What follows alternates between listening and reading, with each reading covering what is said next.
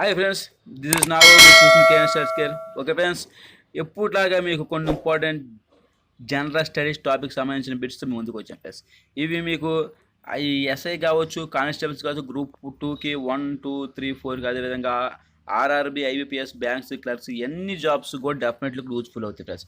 Okay friends, కాబట్టి daily నేను important bits అని ఇంగ్లీష్ మీడియంలోనూ తెలుగు మీడియం 2 లాంగ్వేజ్లో ఇస్తున్నాను. కాబట్టి ప్లీజ్ ఫ్రెండ్స్, ఇంతవరకు నా channel subscribe please subscribe my channel KN studies. అది లైక్ చేయండి, షేర్ చేయండి. ఓకే ఫ్రెండ్స్, ఇక్కడ చూసుకుంటే ఫస్ట్ క్వశ్చన్ చూద్దాం. ఇక స్టార్ట్ చేసేద్దాం. ఇక ఫస్ట్ క్వశ్చన్ చూసుకుంటే, at the what conference did the Asian organisation call for enhancing the fortunes of achieving the sustainable development? అంటే సుస్థిరమైన వృద్ధి సాధించడానికి భాగస్వామ్యాన్ని పెంపొందించాలని ఒక విధంగా ఏసియన్ సంస్థ ఎన్నో సమావేశంలో పిలుపునిచ్చింది అని అర్థమైంది. దీనికి ఆప్షన్ వచ్చేసి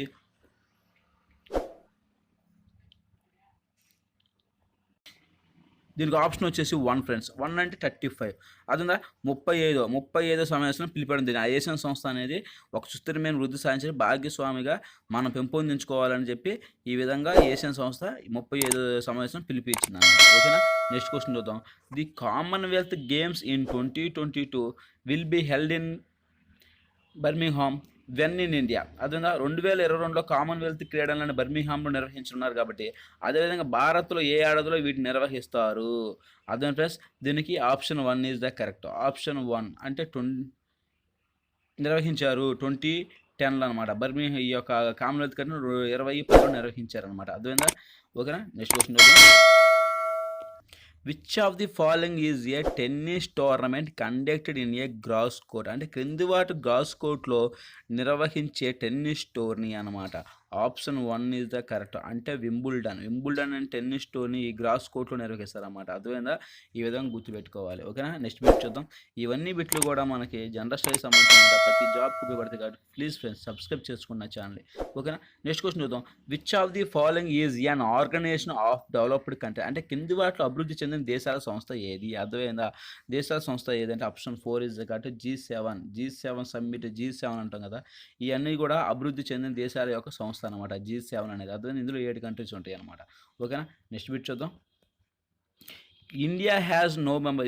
కింది వాటిలో భారతదేశం కింది ఏ సంస్థలో సభ్యత్వం లేదు అని అడిగాడు అనమాట. అంటే ఈ క్రింది వాటిలో ఏ సంస్థ సభ్యత్వం లేదంటే option 4 is the correct.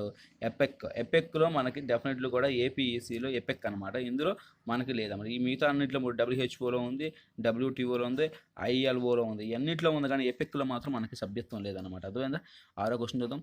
India origin రెమిడియస్ Bhasha Mukherjee was the miss university of which country for 2019?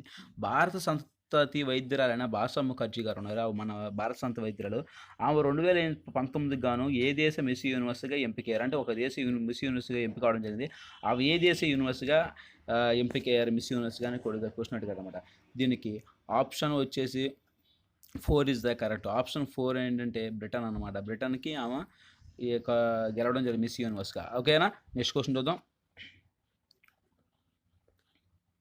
చూసుకుంటే ఇండియా హ్యాస్ సెంట్ 34. అదేవిధంగా ఇండియా హ్యాస్ సెంట్ 34 వచ్చేసి hydrochlorine medicine free of charge to which country? అర్థమైందా? India has sent 34 lakhs hydrochlorines అనమాట tablets పంపింది. భారత్ ఉచితంగా 34 lakhs హైడ్రోక్లోరిన్ మాత్రలు ఏ దేశాన్ని పంపింది అని అడిగారు అనమాట. దీనికి option 1 is the correct. America. అర్థమైందా? అమెరికాకి పంపింది అని గుర్తుపెట్టుకోండి. సారీ అమెరికా కాదు, ఇజ్రాయెల్కి పంపింది. Option 4 is the correct. ఇజ్రాయెల్కి పంపింది అనమాట.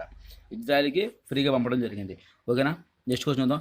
Which country has stopped the use of the hydrochlorine drugs? Option 1 is the correct. అంటే ఆప్షన్ 1 ఏంటిది? హైడ్రోక్లోరిన్ వాడకం నిలిపేసిన దేశం ఏదంటే ఫ్రాన్స్ అనమాట. హైడ్రోక్లోరిన్ వాడకాన్ని పూర్తిగా నిలిపేసిన దేశం ఏది అంటే ఫ్రాన్స్ అనమాట. ఫ్రాన్స్ నిలిపేసింది. ఓకేనా, నెక్స్ట్ క్వశ్చన్ చూద్దాం. Participated in the Olympics twice and died with a gold వనాబో సాచా corona she belongs to any country? అది అప్పుడు క్వశ్చన్ ఏంటంటే 2 సార్లు ఒలింపిక్స్లో పాల్గొని స్వర్ణం సాధించిన డొనాతో సాచా కరోనాతో మరణించడం జరిగింది. ఈమె ఏ దేశానికి చెందినవారు? Option 3 is the correct. అదే friends options 3 is the correct. ఇటలీకి చెందిన వ్యక్తి అనమాట ఆమె ఇటలీకి చెందిన వ్యక్తి. ఈమె లేటెస్ట్గా కరోనాతో మరణించడం జరిగింది. దీనికి option 3 is the correct, Italy అనమాట. Where are corona patients treated with robots? ఏ దేశంలో కరోనా రోగులకి రోబోట్తో సేవలు అందిస్తున్నారు? Option 3 is the correct. Option 3 ఏంటంటే Italy.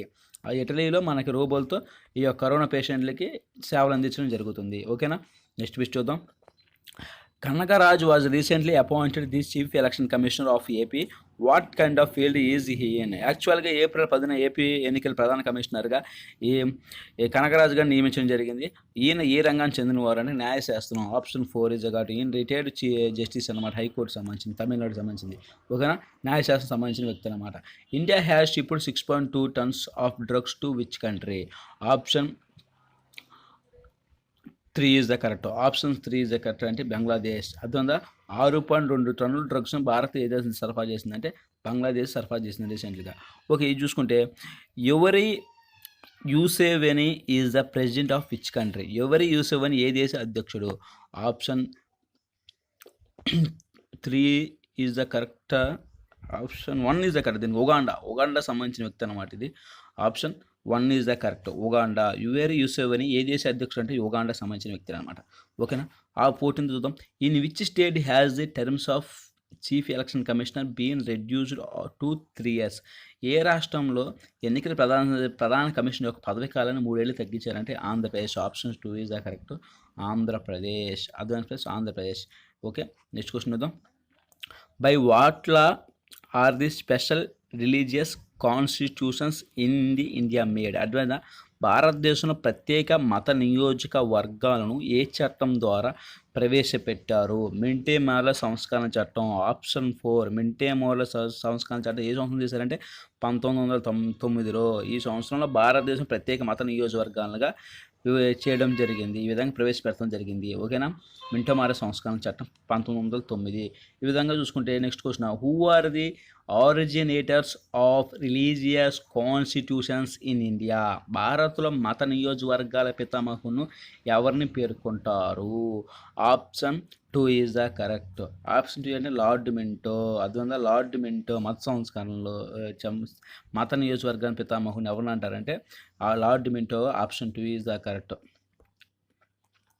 What is the law that introduce dualism in our country? మన దేశంలో రాష్ట్ర స్థాయిలో ద్వంద్వ పాలన ప్రవేశపెట్టిన చట్టం ఏది? అంటే ద్వంద్వ పాలన ఏంటంటే ఇటు శాసనసభ అటులో ఈ శాసనం అనే విధంగా 2 బైకామరల్ సిస్టమ్ ఉంది కాబట్టి దాన్ని డ్యూలిజం అంటారు అనమాట. ఈ యొక్క ద్వంద్వ పాలన ప్రవేశపెట్టిన చట్టం ఏదంటే option 3 is the correct. Montagu Chelmsford సంస్కరణ చట్టం 1919. అదేవిధంగా మాంటింగ్ చెమ్స్ఫర్డ్ సంస్కరణ చట్టం 1919 ద్వారా మన దేశం రాష్ట్ర స్థాయిలో ద్వంద్వ పాలన ప్రవేశపెట్టిన చట్టం అనమాట. ఓకేనా, in which law was it stated that the goal was to introduce responsible governance in India? భారతదేశం బాధ్యతాయుతమైన పరిపాలన ప్రవేశపెట్టమే లక్ష్యమని ఏ చట్టంలో పేర్కొన్నారు?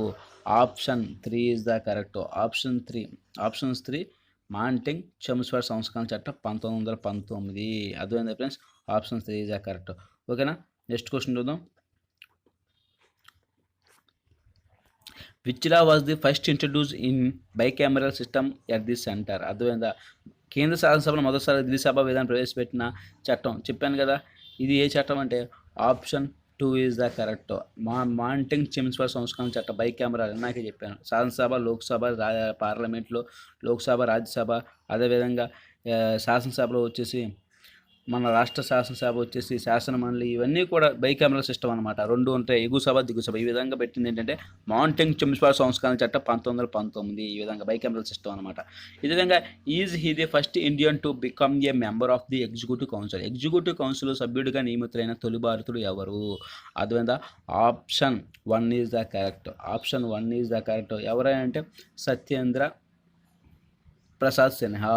ఈ విధంగా ఎగ్జిక్యూటివ్ కౌన్సిల్ సభ్యుడికి నియమితులైన తొలి భారతీయుడు సత్యేంద్ర ప్రసాద్ కౌన్సా. ఓకే ఫ్రెండ్స్, ఇవి ఈ రోజు ఉన్న ఇంపార్టెంట్ బిట్స్. నెక్స్ట్ రేపు ఇంకో కొన్ని ఇంపార్టెంట్ బిట్స్ మీ ముందుకు వస్తాయి. అప్పటికి state to my channel KN స్టేసర్కి. ఇవన్నీ కూడా మనకి గ్రూప్స్కి, అదేవిధంగా ప్రతి ఎగ్జామ్కి ఉపయోగపడతాయి. గవర్నమెంట్ జాబ్ ఎటువంటి ప్రిపేర్ అయినా ఈ విధంగా బ్యాంక్స్కి, ఆర్ఆర్బీకి మొత్తానికి ఉపయోగపడతాయి friends. Please subscribe my channel KN స్టేసర్. అదేవిధంగా లైక్ చేయండి, షేర్ చేయండి, బెల్ ఐకాన్ క్లిక్ చేయడం మర్చిపోయింది. ఎందుకంటే బెల్ ఐకాన్ క్లిక్ చేస్తే ఎటువంటి లేటెస్ట్ వీడియో చేసినా మీరు మిస్ కావాలి. Okay friends, all the best friends.